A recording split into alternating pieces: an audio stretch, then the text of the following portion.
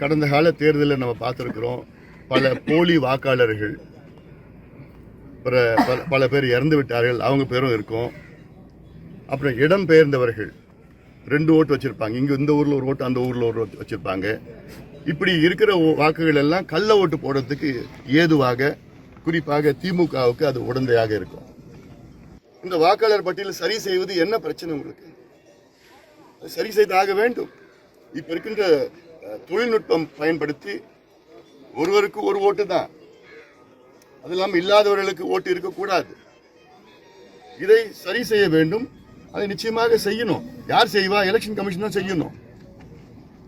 இதை செய்யக்கூடாதுன்னு சொல்பவர்கள் கள்ள ஓட்டு போடுவதற்கு உடந்தையாக இருக்கின்றவர்கள். அதனால மற்ற மாநிலங்களில் செய்யறாங்க, தமிழ்நாடு செஞ்சுட்டு போட்டோம். இதுல உங்களுக்கு ஏதாவது குறைபாடுகள் இருக்கிறதா, ஏதாவது பிரச்சனை இருக்கிறதா, எடுத்து சொல்லுங்க.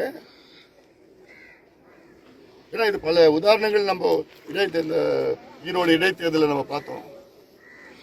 44,000 போலி வாக்காளர்கள், இரட்டை ஓட்டு, இறந்தவங்க எல்லாமே 44,000 பேர். இல்லாதவர்களுக்கு அவங்க அதை வச்சு பயன்படுத்தி வெற்றி பெற்றாங்க திமுகவில், கூட்டணியில். அதுக்காக இது நிச்சயமாக இது சரி செய்ய வேண்டும். எந்த பட்டியல் இருந்தாலும் சரி, நவீன தொழில்நுட்பம் வைத்து சரி செய்ய வேண்டும். பொதுமக்களே கேட்கலாம், எனக்கு ஓட்டு இருக்குதா இல்லையா, இல்லைன்னா போய் கேட்கலாம், கொடுக்க போறாங்க. அதனால இதை சுத்தப்படுத்த வேண்டும், நிச்சயமா சுத்தப்படுத்த வேண்டும். இது பாஜக சாதகமா தேர்தல் ஆணையம் நடத்தும் சதின்னு சொல்லிட்டு குறிப்பிட்டாங்க. இது என்னங்க தமிழ்நாட்டில் என்னங்க அப்படி சூழல் இருக்கு? தமிழ்நாடு என்ன அவங்களுக்கு சாதகமா சூழல் இருக்கு? அதனால அவங்க தமிழ்நாட்டில் பண்ணணும்னு என்ன இருக்கு? நிச்சயமா இங்க தமிழ்நாட்டில் மட்டும் அல்ல, எல்லா மாநிலத்திலும் பண்ணிட்டு தானே இருக்கிறாங்க. அவங்க சொல்றது இந்தியாவில் உள்ள 29 மாநிலங்களில் நாங்கள் பண்ண போறோம்னு சொல்லியிருக்காங்க, பண்ணிட்டு தான் இருக்காங்க. பண்ணணும், அவசியம் பண்ணணும். ஒரு போலி வாக்காளரை நீக்குவது தப்பா? இறந்தவர்கள் பட்டியலிருந்து அவங்க பேர் பட்டியலில் நீக்குவது தப்பா? 2 ஓட்டு வச்சிருக்கவங்க அவங்க பேரை 1 ஓட்டுக்கு நீக்குவது தப்பா?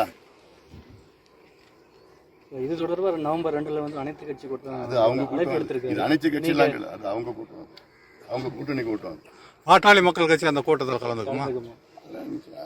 அதாவது இது வேணும்னு நாங்கள் கேட்குறோம். நிச்சயமா கிடையாது. அதாவது இந்த ஆண்டு மட்டுமில்லை, எந்த ஆண்டும் கிடையாது. அதாவது நீங்க ஒரு ஒரு ஒரு காட்சியை நீங்க பார்த்துருப்பீங்க. ஒரு 3 நாட்களுக்கு முன்பு முதலமைச்சர் அவர்களும் சுகாதாரத்துறை அமைச்சர் அவர்களும் காலையில் வாக்கிங் 2 பேரும் ஒன்றா தான் போவாங்க.